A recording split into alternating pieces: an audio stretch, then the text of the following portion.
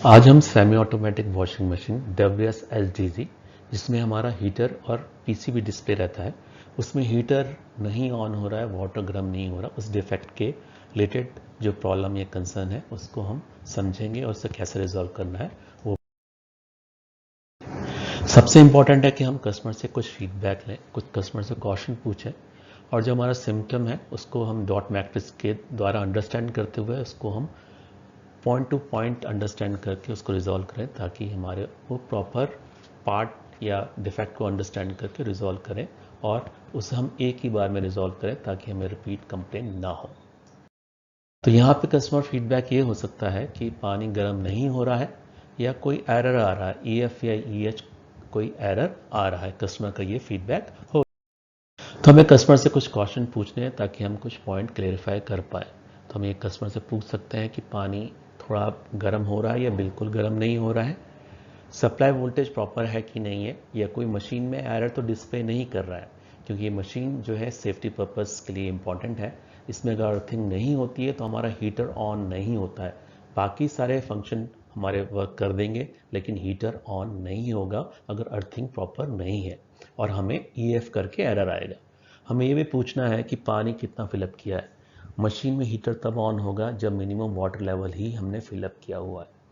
हम कस्टमर से ये भी पूछ सकते हैं कि जो आपका बल्ब है या लाइट है कुछ डिम तो नहीं हो रही जब आपका हीटर स्टार्ट हो रहा है, या आपको कुछ बर्निंग स्मेल तो नहीं आ रही, या कोई आपके मशीन में एरर इंडिकेशन तो नहीं आ रहा, ताकि हम उसके हिसाब से अंडरस्टैंड करें और उसके हिसाब से हम पार्ट्स कैरी करें। तो हम ये अंडरस्टैंड कर रहे हैं कि अगर पानी गर्म नहीं हो रहा तो क्या क्या डिफेक्ट हो सकते हैं, क्या क्या पॉसिबल कॉजेज हो सकते हैं और हमें इसको कैसे ठीक करना है। वोल्टेज कंडीशन हो सकता है प्रॉपर ना हो, वायरिंग कनेक्शन कोई लूज हो या ओपन हो, कस्टमर एजुकेशन भी एक पार्ट इंपॉर्टेंट है जिसे हमें ध्यान रखना है, वाटर लेवल सेंसर जो है वो फॉल्टी हो, या जो ट्यूब है वाटर लेवल सेंसर की एयर ट्यूब है वो फॉल्टी हो, हीटर या एंटीसी सेंसर हमारा फेलियर हो, या हमारा पीसीबी खराब हो जो कि सप्लाई हीटर को नहीं दे रहा है। तो हम एक एक करके हम सारे पॉइंट हैं। तो इलेक्ट्रिकल जो फॉल्ट है हो सकता है हीटर फेलियर हो, या वायरिंग कनेक्शन हमारे ओपन हो या लूज हो। हम ये देख रहे हैं एंटीसी फेलियर भी हो सकता है, सेंसर फेलियर भी हो सकता है, पीसीबी में भी डिफेक्ट हो सकता है। मैकेनिकल में हमें ये देखना है कि कस्टमर एजुकेशन के हिसाब से वाटर लेवल फिलअप किया है कि नहीं किया है, और वाटर लेवल सेंसर भी हमारा डिफेक्टिव हो सकता है, ट्यूब हमारी फॉल्टी हो सकती है, कटी हो सकती है, और वोल्टेज कंडीशन भी बहुत इंपॉर्टेंट है, क्योंकि वोल्टेज बहुत कम होगी तो हमारा हीटर की जो वैल्यू है, आउटपुट है, बहुत कम रहेगा। तो वो हम एक एक पॉइंट अंडरस्टैंड करेंगे। तो चेक पॉइंट्स क्या क्या रहेंगे हमारा, वाटर लेवल कि मिनिमम वाटर लेवल फिलअप किया है कि नहीं किया। अगर मिनिमम वाटर लेवल फिलअप नहीं किया है तो हमारा हीटर एक्टिवेट या स्टार्ट नहीं होगा। हमें वोल्टेज कंडीशन चेक करनी है, वोल्टेज प्रॉपर है कि नहीं है, अर्थिंग है कि नहीं है। अगर अर्थिंग प्रॉपर नहीं है तो हमें EF करके इंडिकेशन आएगा और हमें सही करा के फिर कस्टमर को एजुकेट करना है।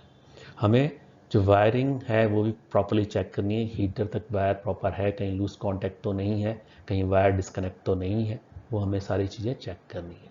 हमें वाटर लेवल सेंसर में भी डिफेक्ट हो सकता है, क्योंकि वाटर लेवल सेंसर ही सेंस करेगा कि मिनिमम वाटर लेवल टब में फिलअप है कि नहीं। तो water level sensor air tube हमें चेक करनी है, अगर वो डिफेक्टिव है तो हमें वो रिप्लेस करनी है।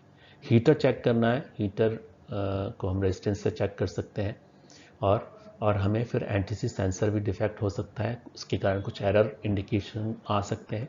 हमें हीटर चेक करके अगर हीटर डिफेक्टिव है तो हमें हीटर रिप्लेस करना है। और लास्ट पे पीसीबी से ही अगर सप्लाई नहीं आ रही है तो हीटर एक्टिवेट नहीं होगा, तो पीसीबी भी हमें चेक करके, और उसको अगर पीसीबी डिफेक्टिव है तो हमें पीसीबी रिप्लेस करनी है। यहाँ पे हम देख रहे हैं हमें स्क्रू ड्राइवर चाहिए, स्टार स्क्रू ड्राइवर चाहिए, एक हमें प्लायर चाहिए, और हमें एक मल्टीमीटर चाहिए जिससे हम रेजिस्टेंस, वोल्टेज और अर्थिंग हम प्रॉपरली या रेजिस्टेंस मेजर कर सकें। सबसे इम्पॉर्टेंट है कि हमें वोल्टेज चेक करनी है। तो वोल्टेज जो स्टैंडर्ड वोल्टेज है, हमें हीटर ऑपरेटिंग वोल्टेज जो करीबन 160 से 285 वोल्टेज के बीच में चाहिए। इम्पॉर्टेंट है कि हमारा न्यूट्रल टू अर्थ 2 वोल्टेज से ज़्यादा नहीं होना चाहिए, क्योंकि ऐसा सेफ्टी इम्पॉर्टेंट है।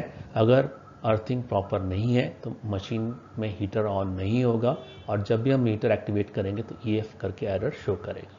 तो हमें जो न्यूट्रल टू अर्थ है वो हमें जो है 2 वोल्टेज से, या अपन नॉर्मली 3 वोल्टेज से कम आना चाहिए। अगर इससे ज़्यादा आ रहा है तो ये हमारा अर्थ जो है वो प्रॉपर नहीं है, जिसके कारण हमारा हीटर ऑन होगा।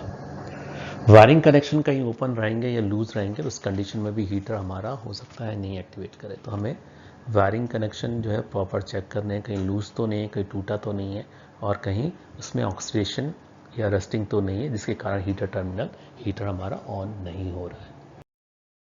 अगर कुछ ऐसा है तो हमें उसको कनेक्शन प्रॉपर करने हैं और रिकनेक्ट करके उसको मशीन चालू होगी। अगर ऐसा नहीं है तो हमारा आगे हमें उसको कस्टमर एजुकेशन भी इम्पॉर्टेंट है कि मिनिमम वाटर लेवल चाहिए तभी मशीन यहाँ पे, क्योंकि अगर विदाउट वाटर अगर अपन हीटर ऑन करेंगे तो मशीन में और कोई डिफेक्ट आ सकते हैं। तो सेफ्टी पर्पज़ के लिए यहाँ पर मिनिमम वाटर लेवल जब तक फिलअप नहीं करेंगे तो हमारा sensor water level sensor sense नहीं करेगा और हीटर को सप्लाई नहीं जाएगी। यहाँ पे इंपॉर्टेंट कस्टमर को एजुकेट करना कि वॉश लीड लगा के ही हम उसको ऑपरेट करना है। वोल्टेज कंडीशन भी इंपॉर्टेंट है, वोल्टेज कंडीशन और अर्थिंग हमें चेक करवानी है। अगर ये नहीं है, हमें कस्टमर से ये पूछ सकते हैं कि जब वो हीटर ऑन हो रहा है तो उसके घर का कोई लाइट जो है वो डिम तो नहीं पड़ रही, तो उससे इंडिकेशन हो सकता है कि हमारा कहीं न्यूट्रल कहीं वीक तो नहीं है और हमारा वोल्टेज का कोई कंसर्न तो नहीं है। जैसे आप ये देख रहे हो कि ये मिनिमम वाटर जो लेवल है, हमें मिनिमम वाटर लेवल फिलअप करना है, उसी के बाद हमारा जो है हीटर ऑन होगा। जब इस कंडीशन में हो रहा है तो फ्रीक्वेंसी जो आ रही है 22.9 किलोहर्ट्ज़ फ्रीक्वेंसी आएगी। उस कंडीशन में हम ये चेक कर सकते हैं। तो अगर वो आ रही है वाटर लेवल सेंसर में तो हमारा ये जो है वो सही है। हीटर एंटीसी सेंसर को भी हमें चेक करना है, हीटर कहीं ओपन तो नहीं है और एंटी सेंसर फेलियर तो नहीं है। हम रेजिस्टेंस अगर चेक कर सकते हैं, रेजिस्टेंस है वो करीबन 36 ओम के आसपास है।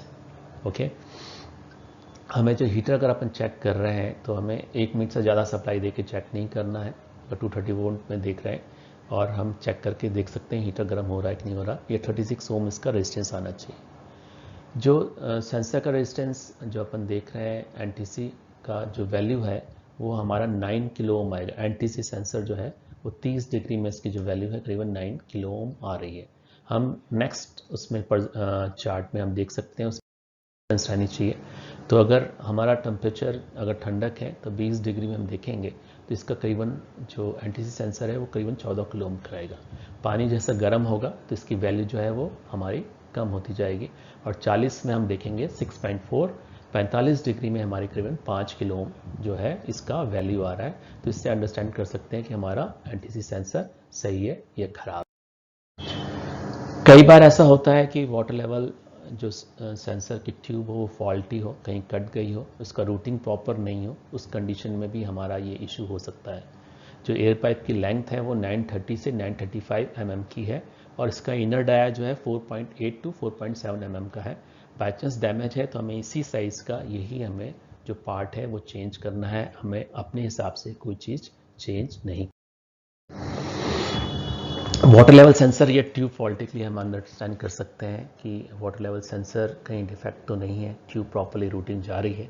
अगर नहीं है तो उस कंडीशन में ये अगर कोई फॉल्ट है या हम फ्रीक्वेंसी भी चेक कर सकते हैं। अगर वो प्रॉपर नहीं आ रही है जो हमने अंडरस्टैंड किया था, जो अगर नहीं आ रही है तो वो चेंज करनी है।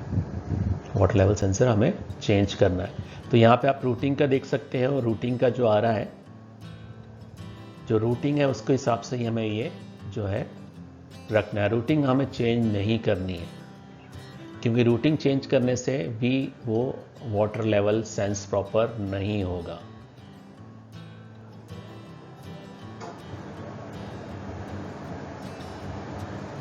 और ये ट्यूब कहीं पिंच भी नहीं हो।